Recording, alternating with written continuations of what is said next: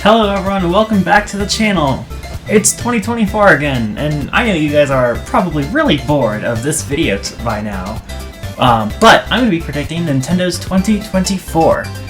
I do this, I think, every year, or at least I try to. Maybe I've missed a couple, or maybe I haven't even had a couple yet.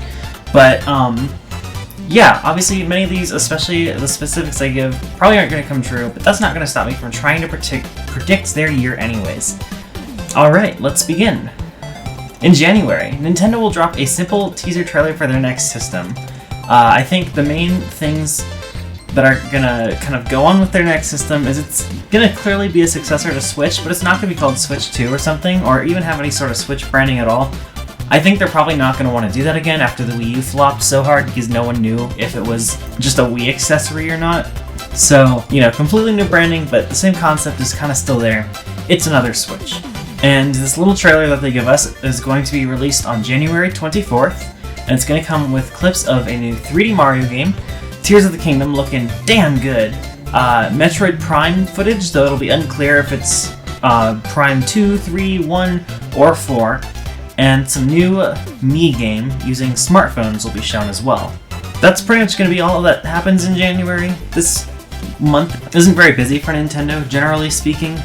In February, we're going to get a Direct Mini, just a mini, not a full Direct, I think. And the main things in this Direct will be, we're going to get 4 extra chapters in the Thousand Year Door remake teased.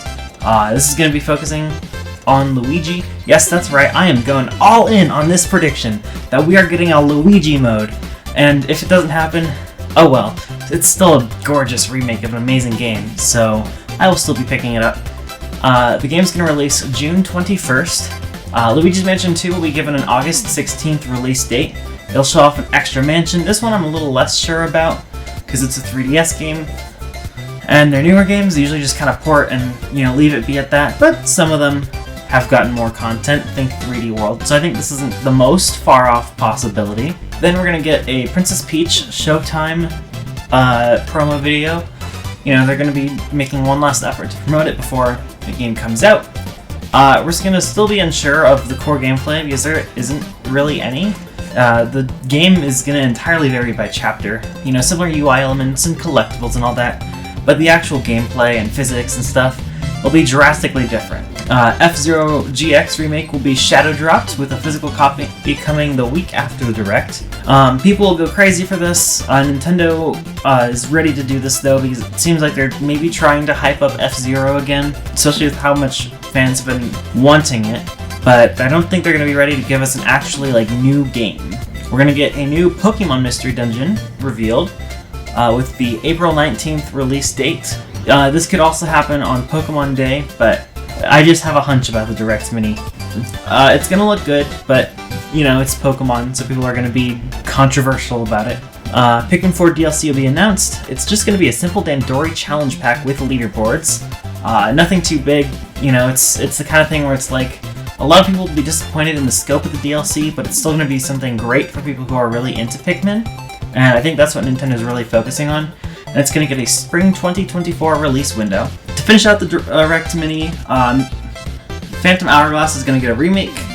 There's going to be a more normal control scheme. It's going to look a lot like just top-down Wind Waker HD, and some controls are going to be mapped to gyro controls, stuff like the boomerang aiming and all that sort of stuff. A week or two after the Direct, Mario vs. Donkey Kong is going to release. Fans are going to think the new levels are good, but they're not going to like them as much as the original game's levels. It's going to be a mild disappointment to those who had higher expectations, but you know, people will still generally enjoy it. Lastly, in February, Pokemon Day will come and go. The Direct is going to show off a new Legends game coming that standard Pokemon weekend in November 2024. Nothing else really of note. In March, Princess Peach Showtime is going to release. It's going to have solid reviews, but no one's going to really be like, oh, this is Game of the Year, this is the best thing ever, Nintendo's amazing. However, Nintendo is also going to have a full showcase for their next console the week before their fiscal year ends, kind of augmenting their March plans. This could be the same week as Princess Peach Showtime. I don't actually know, I need to look into when that is, but I think that's what Nintendo's plan is going to be. And, you know, stuff like power is going to get kind of glossed over, put on the website, but the general specs will be Similar power to PS4, Xbox One, but with added DLSS and other new rendering capabilities that allow for visuals kind of more on par with the Series S. The focus of the console is going to be much more on smartphone capabilities. They're going to introduce a new phone app called Nintendo Buddy, and it's going to have much better performance than their current app, which is a little laggy last I used it. It's going to connect to the new system for touchscreen capabilities, allowing you to basically have like dual screen stuff going on.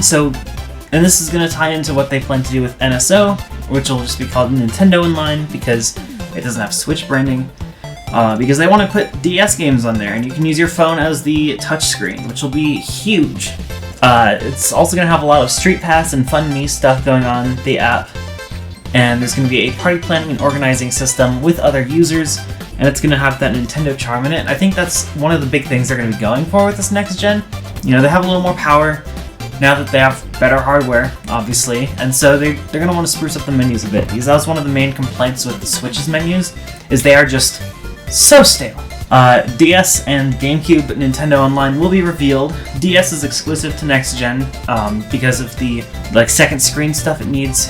GameCube is going to be available both on Switch and next gen, but the Switch library for GameCube will have a bit of a limited library, and many people are going to be annoyed about that because these games could easily be on both systems, but it's just going to be a selling point Nintendo has to get more people to translate over to the new system. So the Switch version will probably have Mario Kart, 2 of the Mario parties, Mario Sunshine, and Wind Waker or something like that. Again, not much. They're going to fully show off the new 3D Mario, and that's going to take notes from Breath of the Wild structure. It's going to look like it's going to have more of a story than most mainline Mario games have. Mario is going to have a hammer. The game is going to focus on combat abilities while still augmenting how Mario moves. Think how Sonic Adventure's aiming works, but actually smoother and with more abilities. It's going to be a launch title for the system, which will be revealed to release July 5th. The Legend of Zelda Tears of the Kingdom will have a performance-enhanced port, which will also include Master Mode. It's going to be a $10 upgrade for pre-existing owners of the game, and it'll check for who's registered the game to their Nintendo account for their gold points. It's also going to check digital purchases. And it's going to get a September 12th release date at $80 retail price. Then Metroid Prime 4 is going to be shown off fully, and it's going to become very clear to people that the Metroid shown in the system reveal is indeed Metroid Prime 4. It's going to be a cross-gen release between the Switch and the next-gen system, and they're going to show a visual comparison to fully display the difference in hardware capabilities. The main focal points of the difference will be lighting and contrast in particular face a huge improvement because the extra power gives them more capabilities in those regards. Nonetheless, the game is still going to look much better, as much as it can pretty much. It will also be releasing October 25th. Lastly, a new Mario Kart game is shown off. The new gimmick is carts can actually jump Mario style, and that's going to lead to tracks having way crazier, insane, design, and races are going to be much more crazy. Items are going to have more capabilities getting to players because they're going to need to. And then Final Fantasy VII Remake, a new Monster Hunter, and Street Fighter VI are among the third parties getting ports in the system to kind of fully get other people on board, even if they don't necessarily care for Mario, Master Mode, or Metroid Prime. In April, the new Pokemon Mystery Dungeon game is going to release, and it's going to have kind of a controversial release, but generally speaking, people are going to enjoy it. It's just hardcore Pokemon fans, and people who are particularly nostalgic for the old ones, but don't really care for the style, will write it off as bad. It's going to use the same engine as Rescue Team Deluxe, but with better graphics. In May, Pikmin 4 DLC is going to release on the 10th. Pikmin fans adore it across the board, but some people are indeed disappointed in its scope. Many people would probably be hoping for a hidden feature or two that they hadn't mentioned until this release, but that's not how things work with Nintendo sometimes, so there's going to be disappointment in that regard. In June, we're going to have a Nintendo Direct on the first full week of the month, and it's going to be the first Direct to feature both the new console and the Switch. The Phantom Hourglass remake will be given an August 2nd release date, and will be releasing on Switch. The 3D Mario will be shown off more. The hammer gives Mario more vertical and floating options in the air, can be combined with power-ups from Mario's inventory to give it added effects and abilities, and a health system more akin to Super Mario 64 will be in place, except it uses the hearts from Odyssey to kind of keep the amount of health you have in check. Mario Kart will also be shown off more, but not too much. There's going to be a Mario Kart Direct scheduled for the 3rd week of July, and we're going to get glimpses of gameplay, and those are going to reveal some playable characters in the background that Eagle Eye viewers will be able to spot, namely Pianta, Cappy, and Diddy Kong, as well as a whole host of regulars that you should just expect at this point, like Mario, Luigi, Peach, Bowser, Donkey Kong. The new Mii game that they teased in the initial trailer that uses smartphones is going to release August 11th.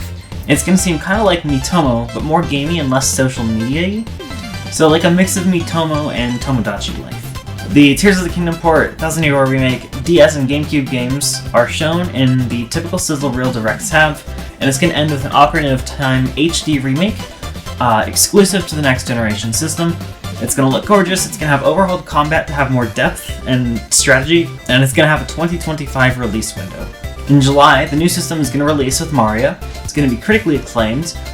Some Mario fans will feel a bit isolated by the more action-adventure-based aspects of the game, but the industry at large is going to go crazy for it, as will casual consumers, because it's Mario, and it also has more AAA elements to it.